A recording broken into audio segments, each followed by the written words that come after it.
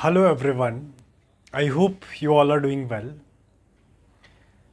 In this video, I'm going to talk about the recent paper of NDA UGC NET English, and more particularly I'm going to deal with the first 10 easiest questions and the areas asked in the recent exam.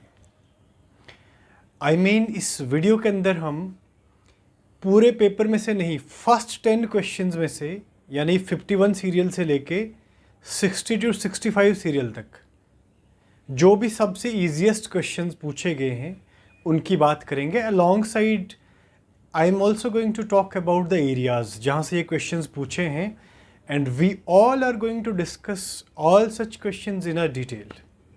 So let me take the first question. First question I'm going to take is question number, it's question number 52. Alright, question number 52 is all about Patrick White, and you know Patrick White is an Australian writer. The question was very easy in the exam, that what prizes, or we can say what accolades are given to Patrick White. So Patrick White, as we all know, is a Nobel recipient of the year 1973. तो एक ही option से आपका ये question निकल आना था, तो इसका राइट आंसर जो है, right answer is second option. Okay, A and D. A option is in 1973, Patrick White was declared as fit for Australian of the Year award, and in the same year he also was bestowed with Nobel Prize. So Nobel Prize की date बहुत important है, 1973. तो कहने का मतलब क्या है nutshell में कि नोबेल प्राइज अवॉर्डी जो भी राइटर है, we cannot skip that writer, whether that writer is from world literature or from Indian literature. all right. So इसके अलावा अब जो पैट्रिक वाइट के डिफरेंट वर्क्स हैं, जैसे कि आपने देखा कि क्रोनोलॉजिकल बेस्ड बहुत सारे क्वेश्चंस इस बार एग्जाम में पूछे गए हैं. All right. सो जो डिफरेंट वर्क्स पैट्रिक वाइट ने लिखे हैं क्रोनोलॉजिकल ऑर्डर में, एक बार आपके लिए पढ़ के सुना रहा हूँ. First is happy valley, second is the living legend, third one is the aunt's story, fourth one is the tree of man, and fifth one is was. ये मैंने क्रोनोलॉजिकल ऑर्डर में बताया, तो आपको ये क्रोनोलॉजिकल ऑर्डर में as it is ही लिखने हैं. All right. इसके अलावा ऑस्ट्रेलियन लिटरेचर में से A D Hope becomes very important, Peter Carey becomes very important, David Malouf becomes very important, Judith Wright becomes very important. So ये सारे राइटर ऑस्ट्रेलियन लिटरेचर में से हम सबको डील करने ही पड़ेंगे. तो इसका राइट आंसर सेकंड है. जो नेक्स्ट क्वेश्चन हम लेने वाले हैं, इट्स वेरी इंटरेस्टिंग, और जो क्वेश्चन है that was based on morality plays, कि which among the following play is not a morality play. As you all know, morality plays are associated with origin of drama along side miracle and mystery plays. पहले question की बात करें कि morality play कौन सा नहीं है. The castle of प्रिजर्वेंस is morality play, mind will and understanding its also morality play, mankind is morality play. The city of Hyrus, यानी फोर्थ ऑप्शन, क्वेश्चन नंबर 54 का फोर्थ ऑप्शन राइट आंसर है. So fourth option is the city of Hyrus. It is a comedy written by Aphra Behn, and as you know Aphra Behn belongs to Restoration era. It's is mainly known for a work Oroonoko, और subtitle Oroonoko का exam में पूछा गया, it's a royal slave. और setting भी exam में पूछी जा सकती है. Setting is Jamaica and West Indies. All right. अब यहाँ पे क्वेश्चन नंबर 54 का जो सही आंसर है वो 4 है. इसके अलावा आपको इस क्वेश्चन के कॉन्टेक्स्ट में क्या क्या चीज़ें प्रिपेयर करनी है. एक तो ओरिजिन ऑफ ड्रामा आपको मालूम होना चाहिए, मिरेकल प्लेज क्या होते हैं वो मालूम होना चाहिए, मॉरलिटी प्लेज क्या है, उसके फीचर्स क्या हैं, मिस्ट्री प्लेज क्या है वो आपको मालूम होना चाहिए. तो इस तरीके से आपने क्वेश्चन के साथ साथ एरियाज को भी देखना है. नेक्स्ट जो क्वेश्चन हमने लिया हुआ है that is question number 55. It was all about bibliography. And bibliography क्या है? It's the detail of the cited works at the end of any research work. तो annotated bibliography क्या है? It's a brief summary of the referred sources or cited sources. जो भी summary आप एक thesis लिखने के बाद sources की देते हैं, that is annotated bibliography. All right? तो annotated bibliography का जो right answer है, that is option 3. I mean 55 का option 3 is right answer. All right. Next question जो है, that is question number 57. It was based on chronological order.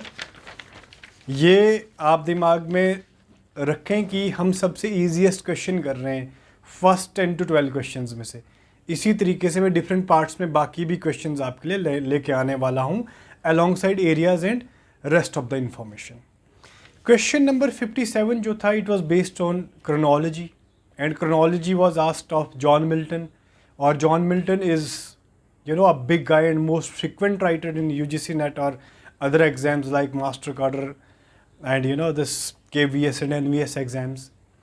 So John Milton की chronology को सबसे easiest way में याद रखना कैसे है? सबसे पहला तो इनका work जो general है, that is Ode on Nativity है, Ode on Christ Nativity in fact.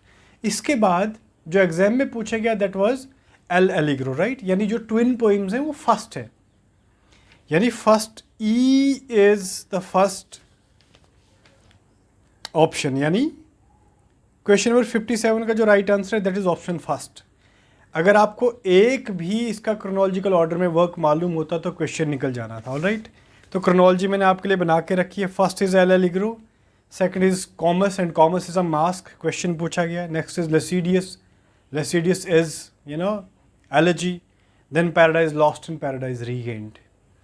So question number 57 का जो right answer है that is first, यानी option first. Next जो question हमने deal करा है आज, that is based on magic realism. So magic realism वाला जो question है, इसका जो right answer है that is option 3, यानी B और D. Salman Rushdie, as you all know, he was the main proponent of magic realism alongside Gabriel Garcia Marquez. Or Gabriel Garcia Marquez is very important writer. He is mainly known for a work 100 Years of Solitude, and he is also Nobel Prize awardee. All right, इनको भी Nobel मिला है. He got Nobel Prize in the year 1982. And इनके nationality से question पूछा गया है. The nationality of, you know, this Gabriel Garcia Marquez is a Colombian writer. All right. So magic realism के दो, आपको ये मैंने बता दिया कि दो प्रोपोनेंट्स कौन से थे, सलमान रशदी और गैब्रियल गार्शिया मार्क्वेज थे. अब आपको क्या करना है कि मैजिक रियलिज्म क्या होता है इसको डिटेल में पढ़ के जाना है नेक्स्ट टाइम जब भी आप एग्जाम में जाएं. ऑल राइट, नेक्स्ट क्वेश्चन जो हमने लिया है that is question number 60. It was character based और इट वाज वेरी इजी. अगर आपको श्री राम का मालूम हो कि श्री राम जो कैरेक्टर है it's in the novel waiting for Mahatma, तो आपका आंसर वैसे निकल जाना था. तो राइट आंसर मैं आपको बता रहा हूँ क्वेश्चन नंबर 60 का. The right answer is C4. Fourth option is right. All right, so Shri Ram is a character in waiting for Mahatma, waiting for Godot is written by Thomas A Becket and that work is associated with Theatre of Absurd, Kamu. All right. Ramaswamy's character in The Serpent and the Rope, it's a novel written by Raja Rao. Satyajit is a character in Shadow from Ladakh, Bhavani Bhattacharya का novel है ये. And Munnu is character in Kuli. Kuli is a novel written by Mulkraj Anand. Question number 61 की बात करेंगे अब हम, जो बहुत easy question है. क्वेश्चन नंबर 61 नहीं, it's question number, please wait करें एक minute. It's based on, it's question number 64. It's based on Yale school. तो जितने भी स्कूल लिटरेरी थियोरी के अंदर आते हैं, प्राग सर्कल है, रशियन फॉर्मलिज्म है, न्यू क्रिटिसिज्म है, स्ट्रक्चरलिज्म है, पोस्ट स्ट्रक्चरलिज्म है, these are all schools of poetry और स्कूल्स ऑफ क्रिटिसिज्म. तो आपको इनके मेंबर्स का नॉलेज होना बहुत ज़रूरी है. ऑलराइट, तो येल स्कूल से क्वेश्चन आया हुआ है. तो एज यू नो यॉर्क Derrida was not a writer who was associated with Yale school. Harold Bloom is there, sorry, यॉर्क Derrida was associated with Yale school. I am very sorry, Derrida जो है वो L school से belong करता है, Harold Bloom भी करता है, पॉल डिमांड भी करता है। Terry Eagleton doesn't belong to Yale school. All right, तो right answer of 64 is second option, that is Terry Eagleton. All right, तो जितने भी ये स्कूल्स हैं, अभी रिसेंटली आपके पेपर में कैम्ब्रिज क्रिटिक्स के नाम पूछे थे, तो कैम्ब्रिज स्कूल भी है एक कॉन्सेप्ट जो एग्जिस्ट करता है। इस पे मैं एक सेपरेट वीडियो बनाऊंगा, तब तक आप वेट करें। नेक्स्ट जो question number 66, it was based again on literary terms. So literary terms बहुत इंपॉर्टेंट है। लिटरेरी टर्म्स मैंने करवाई भी हैं, जो मैंने लिमिटेड वीडियोस बनाई है उसमें लिटरेरी टर्म्स को मैंने करवाया है और क्वेश्चन वहाँ से आया भी हुआ है। सो इसमें आपका क्वेश्चन नंबर 66 की बात करूँ तो बहुत ईजी था। स्प्रंग रिदम और पैथेटिक फैलेसी का तो आपको मालूम है ये कॉन्सेप्ट किसने दिए हैं। पैथेटिक फैलेसी का जो कॉन्सेप्ट है, it was given by John Ruskin and sprung rhythm is coined by Jem Hopkins. तो आंसर आपका वैसे निकल आना था। तो 66 का जो आंसर है that is fourth option. Next very important and easiest question was question number 74। It was based on the chronology, और क्रोनोलॉजी पे मैंने अपने चैनल पे एक कंप्लीट वीडियो बना के रखी है, वो सिर्फ एजेस की, और क्वेश्चन जो है वो एजेस में से ही आया हुआ है। तो क्वेश्चन नंबर अगर हम 74 की बात करें, it was based on chronology. आपसे क्रोनोलॉजी पूछी गई है, बहुत इजी क्रोनोलॉजी थी, और क्रोनोलॉजी का जो राइट आंसर है दैट इज़, मैं आपको बता रहा हूँ, फर्स्ट इज़ जैकोबियन यानी बी। Option 3 was right answer, Jacobean, then Caroline age, then commonwealth, then restoration and then Augustan age, जिसको आप न्यू क्लासिकल एज भी कहते हैं। ऑल राइट, आज की क्लास का जो लास्ट क्वेश्चन हम डील करने वाले हैं that is question number 75। Question number 75 is very important and the question was based on Matthew Arnold, और मैथ्यू अर्नोल्ड को हम किसी भी कंडीशन में स्किप नहीं कर सकते हैं।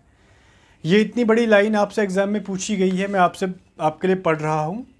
He who works for sweetness and light united works to make reason and the will of God prevail। देखें, इतनी वाली लाइन को पढ़ने की कोई ज़रूरत नहीं थी, इसमें सिंपल दो शब्द थे, स्वीटनेस एंड लाइट। तो स्वीटनेस एंड लाइट ये बेसिक क्वेश्चन था मैथ्यू अर्नोल्ड से। Sweetness and light is a phrase coined by Matthew Arnold in the work culture and anarchy.